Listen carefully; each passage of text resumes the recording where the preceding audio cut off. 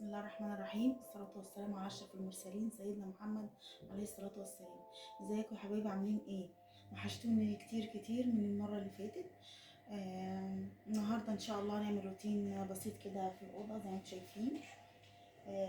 هنلمع وهنزعف وهنغير الملاية وهنمسح وهنروق مع بعضينا يعني. انا قلت ايه اوريها لكم الاول قبل ما ننضفها يعني.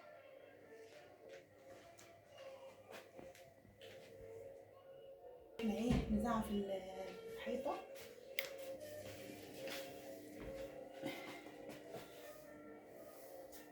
خد يا ابو عبده، هات لي اللي في الحيطة هات.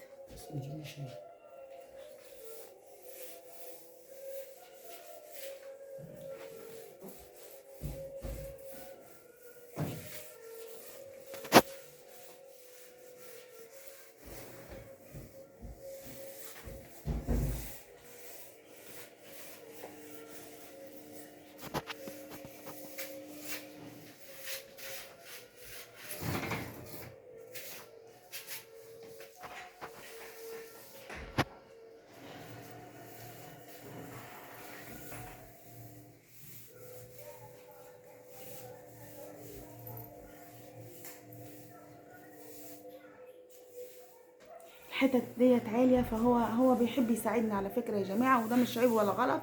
عشان انا عارفه في ناس كتيره بتتكلم، وعارفه في ناس كتيره بتقول لك اللي بيعمل هم اللي ما بيعملوش. كل واحد حر في حياته، كل واحد حر في معيشته.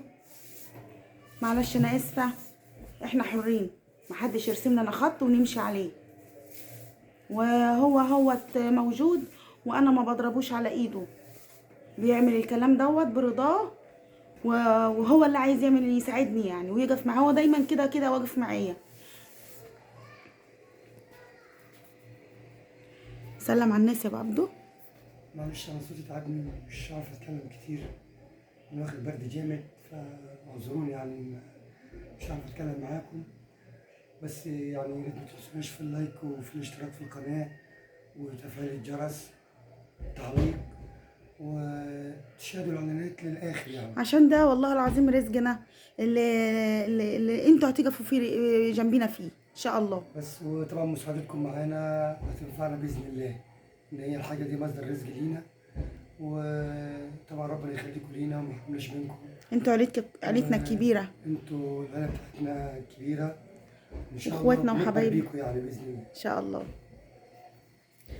طبعا انا خدت منه المكنسه. هبتدي ان انا ايه المع انفض دوت.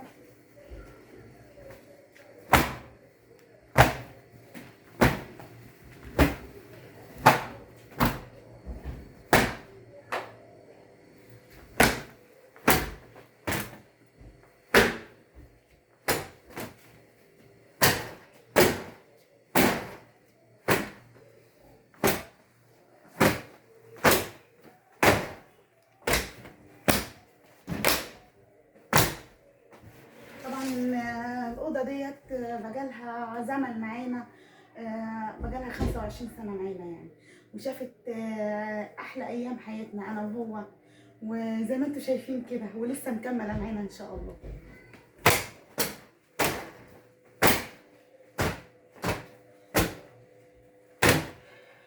عايزة أقول لكم إن إحنا الحمد لله ما بنتكسفش. اللي عندي بقول هو عندي، ما بستعرش، والحمد لله. هو زيي على فكرة، هو احسن مني كمان، عشان انا عارفه ان في ناس مش عاجبها اللي احنا بنعمله، بس احنا حرين. خد يا ابو عبد البس الشبشب بتاعك.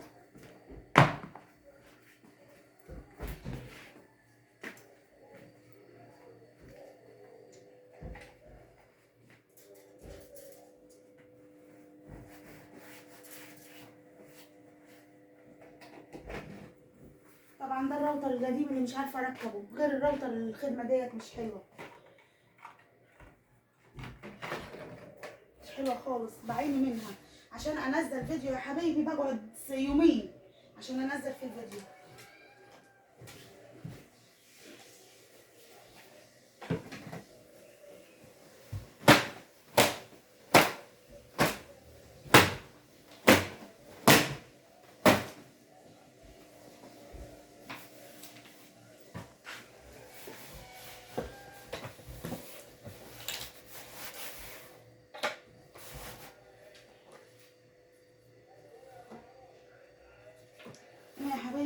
المرايه طبعا باظت بايظه مكسوره من ساعه ما كنا بنعزل.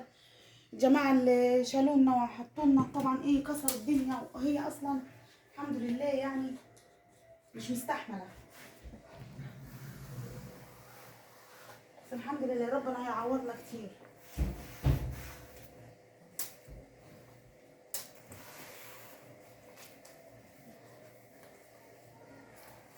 انا خايفه ادوس عليها المرايه تطلع من بعضها تاني، لان انا لو لاحظت ان انا لازقاها ببلاستر شفاف اللي هو ده، لازقاها بده اهو.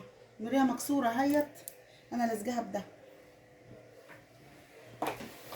والخشب ده مهما ان انا امسح فيه كده ما بيتمسحش، ما بيتمسحش.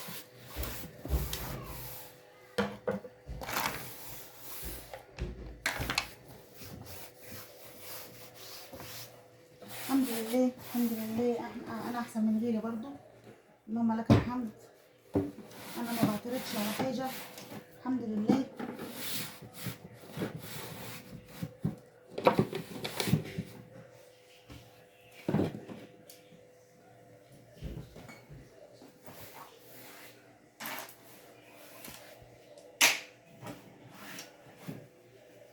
لحظه وجايه فتح.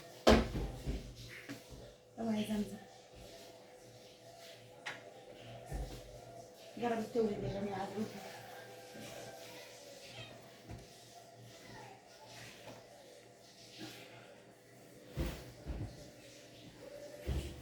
انا بقى ايه هحوش دلوقتي الحاجات دي، اكنس الاول عشان خاطر ايه هقدر ان انا احطهم في الارض.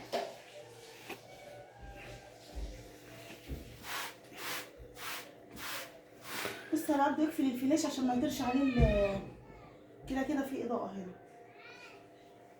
وريني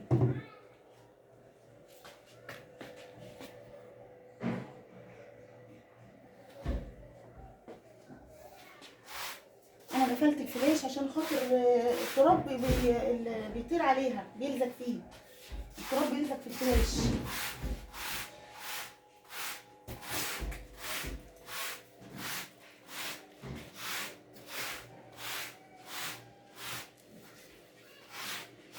قطعة السجادة ديت مهما اكنس فيها واغسل فيها هي شكلها كده وبتلم تراب.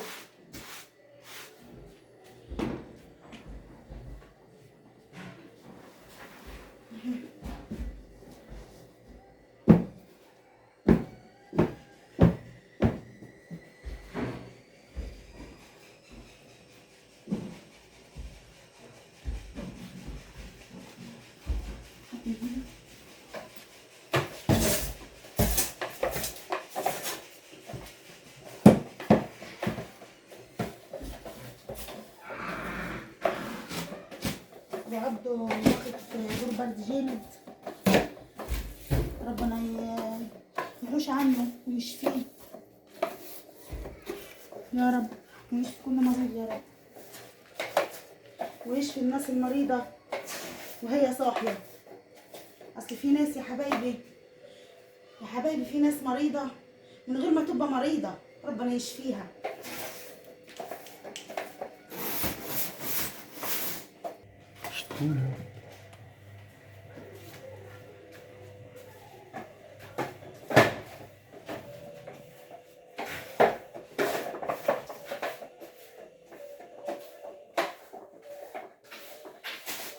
طبعا يا حبايبي زي ما انتم شايفين حبيت ان انا اكنس الاول عشان خاطر احط البطانيه ديت في الارضيه. اوعي اوعي اوعي،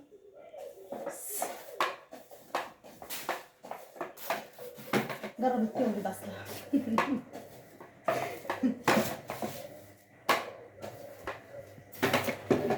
انت بتسرح يا عبدو، تسرحش.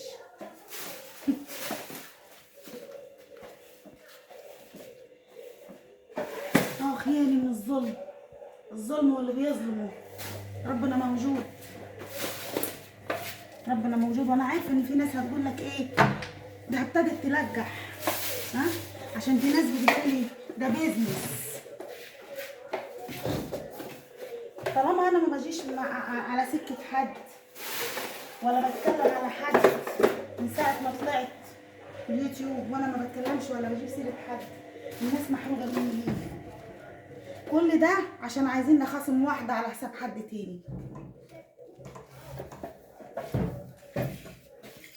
وهم عارفين نفسيهم.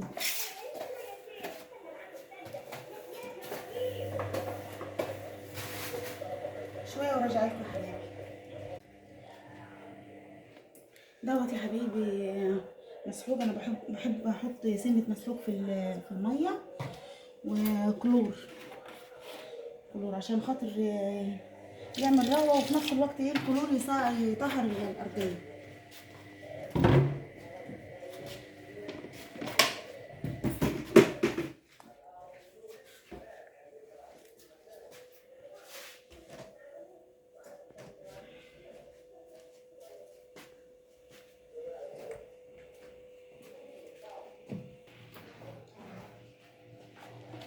تعالى من هنا عشان هروح هنا. ابو عبد تعب معايا يا جدعان. بالله عليكم ما تنسوناش في اللايك وتفعيل الجرس وتشاهدوا لنا الفيديو للاخر. اديكم شايفين احنا تعبانين فيه والله العظيم. ابو عبد عمال اقول له تعالى من هنا روح هنا، زهق بصراحه مني، بس هو ما زهقش. خلي بالكم مهما يتجاب ومهما يتعمل ابو عبده مش هيزهق مني. احنا كده كده مكروهين من زمان، وانا بقول لكم اهو احنا الناس الوحيده اللي مكروهه من زمان. اتكلمت ما اتكلمتش مكروهين من زمان، وانا ما بتدخلش في حياه حد وما احبش ان حد يتدخل في حياتي، ولا انا ولا هو. ولا انت شايف ايه يا ابو عبده؟ صح طبعا. واللي يفهم غلط يفهم. انا ما حدش بيجيب لي حاجه، محدش بيديني حاجه، الحمد لله اللهم لك الحمد. اللي شايف نفسه بيدينا حاجه ولا بيجيب لنا حاجه كده يمنعها، عشان انا ما بعرفش ازيف يا حبايبي، وما بعرفش اجي على حساب حد عشان خاطر حد، لان انا ما شفتش ان الحد ده اللي عايزيني ما كلموش ماشي عمل معايا حاجه وحشه، اخصمه ليه؟ وفي الاخر يتقال عليا اللي انا بنجي الكلام اللي انا اصل في بينا بيزنس وقنوات. عيب الاختصار في حاجه اسمها اختصار بالادب، مش بالهطره وقله القيمه. عيب. وانا عارفه ان هم هيشوفوني، انا عارفه، بس مش مهم، لان انا ما بتكلمش في حاجه وبس، انا ما بقولش حاجه غلط وبتكلم عن نفسي. انا بتكلم عن نفسي، ما بجيبش سيره حد، ودلوقتي ما جبتش سيره حد.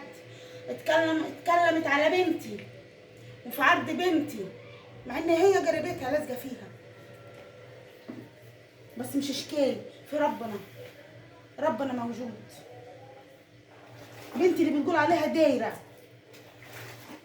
احنا ما نعرفش الدواره، الحمد لله انا عارفه بنتي مربياها ازاي. عيب. وانا عارفه ان الكلام ده هيتبني عليه كلام تاني، بس ما يهمنيش برضو. انا واثقه من نفسي وواثقه من بنتي وواثقه من الكلام اللي بقوله، لان الظلم وحش. ربنا عدل وحقه هو اسمه الحق، وهيدي لكل واحد حقه. الغريب بقى يا حبايبي ان الناس بتكذب الكذبه وبتصدقها. ده الزمن اللي احنا فيه دوت. احنا في اخر الزمان، ان الظلم هو اللي بينتصر، والواحد يفضل يحلف ويقول والله العظيم ما حصلش. طب وانا هتعب نفسي ليه؟ انت بتقولي ان انا بنجي خلاص، انا بنجي الكلام، واللي معاكي اعمليه، اللي معاكي اعمليه، واللي مع اي حد، مش معاكي لوحدك. خلاص انا بقالي 25 سنه بعمل خاطر للكبير والصغير جاب للكبير، وفي الاخر بيهطروني وانا اكبر واحده. لكن دلوقتي انا مش باجي على حد، خلصنا الكلام لحد كده. اللي بيجيب لي حاجه يحوشها. كفايه وعيب، عيب وغلط. عيب قوي يعني.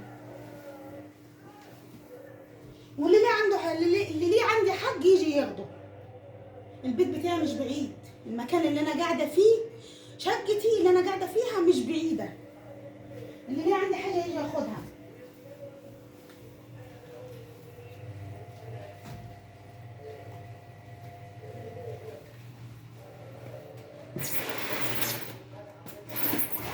انا بتكلم غلط يا ابو عبده؟ لا طبعا.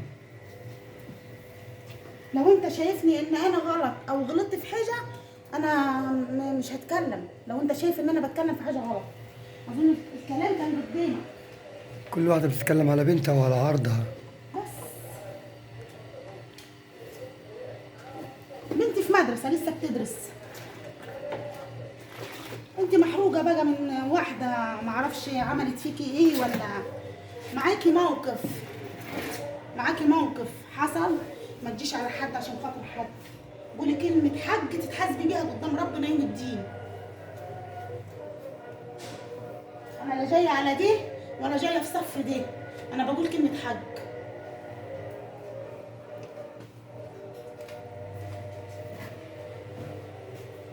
والمظلومه دي ربنا ياخد لها حقها.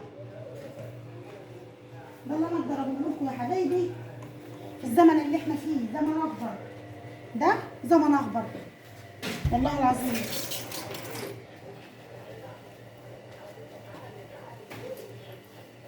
بس ربنا ما بيسيبش حد.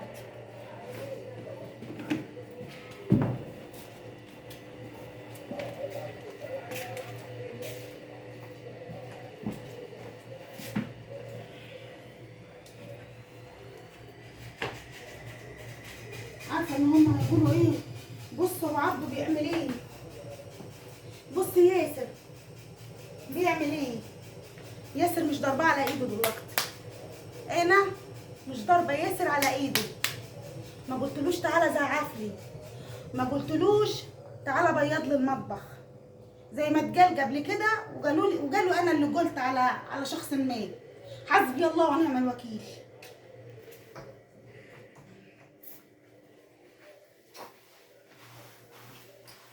انا غصبك على حاجه يا ابو عبده؟ لا طبعا.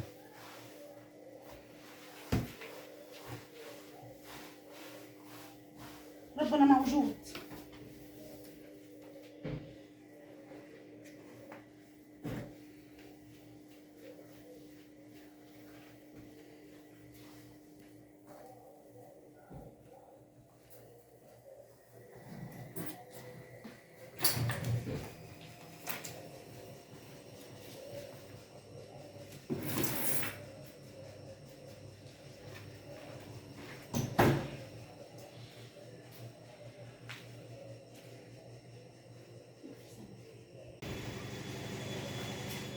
حبيبي طبعا دلوقتي افرش القليل من البدايه ديت، نفرش واحده غيرها جديده.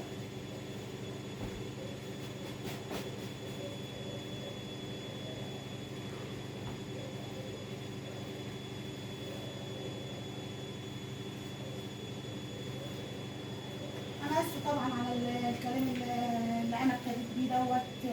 كان المفروض ان انا ايه يعني ما يبقاش من اولها كده مشاكل وبتاع، بس الكلام وحش وبيحرق الدم لما الواحد يبقى قاعد كده في حاله لا بيه ولا عليه وما بيجيبش في سيره حد، وتبص الكلام يجيلك لحد بيتك.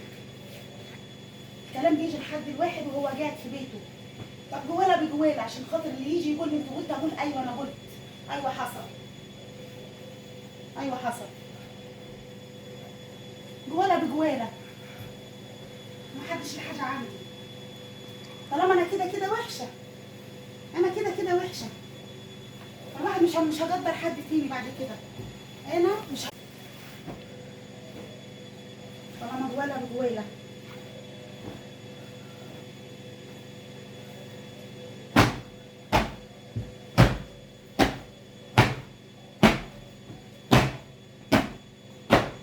طبعا يا حبايبي المرتبه شكلها مش قد كده، لكن ان شاء الله بيكم وانتوا معانا ومكملين مع بعض ان شاء الله هعمل كل اللي انا نفسي فيه، لان انتوا عيلتي الكبيره واهلي وحبايبي واخواتي واصحابي وكل حاجه اللي هتساندوني وهتقفوا معايا وهتقفوا في ظهري. وبشكر ام سليم حبيبتي، هي اللي مطلعاني، انا مش نكرت جميل، انا مش هنكر فضلها عليا، هي اللي مطلعاني وهي اللي معرفاني بالناس. حبيبه قلبي واختي وحبيبتي وصديقتي واعز واحده في حياتي. ثانيه وجايه لكم.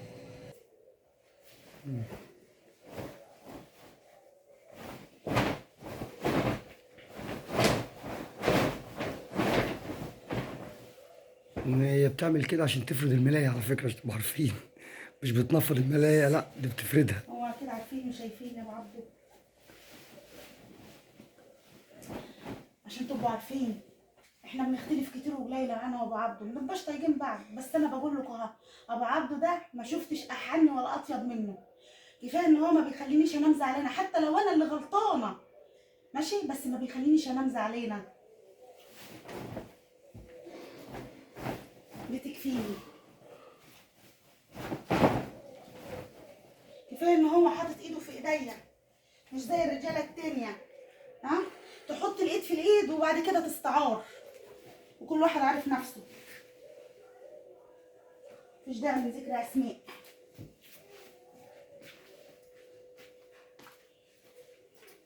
احسك ان انت عايز تفرد، صح؟ بس انت ماسك الكاميرا مش هينفع. عندنا عيال عايزين نربيها، هو مطروش على لقمة عيشه وانا مش فاضيه، ما عنديش وقت اللي انا اقول واعيد، ما عنديش وقت زي الناس اللي فاضيه وعامله نفسها مش فاضيه، وتيجي تتكلم تقول لك احنا واحنا فاضيين، ده احنا مشحوطين. يا رب دايما، يا رب دايما كده مشحوطين.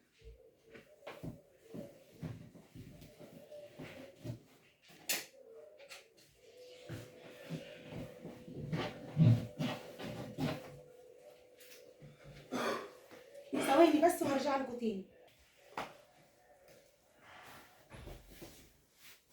حبايبي زي ما انتم شايفين، زي ما انتم شايفين لبست المخده الكبيره، لحد واقف بيضحك عليا من وراء الكواليس. مش هقول مين هو. انا بحب اضحك كتير يا حبايبي، يعني محدش ياخد عليا. عيلتنا الكبيره، اخواتنا وحبايبنا.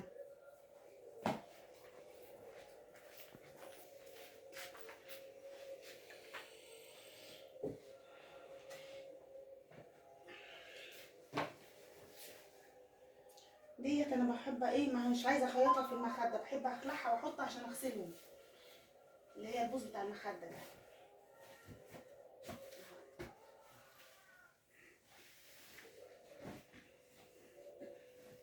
ممكن ثواني وهرجع لكم تاني. حابب اقول لكم حاجة بقى يا جماعة، ده السرير بعد ما اتفرش. احلى واحدة تفرش سرير. شايفين يا جماعه اللي شاهد احلى ايام حياتنا، انا والراجل الطيب ده اللي مطروش، اللي اتقال فيه قد كده، وبنسمع كلام كتير وقليل طول 25 سنه، وانا لا بروح ولا بعاتب ولا بتكلم، وبقول يا بنت خلاص، بس خلاص بقى انا مش هبقى على حد تاني، انا مش هبقى على حد تاني. تحت ما اتطردت امبارح واتقال في وشي انا ماليش مرات اخ، احنا ما تلزمنيش تاني، ما تلزمنيش تاني انا والراجل ده. وبكده يا حبايبي اكون خلصت معاكم الروتين والكلمتين اللي كانوا مزعليني قوي، واشوفكم على خير ان شاء الله، والسلام عليكم ورحمه الله وبركاته. سلام.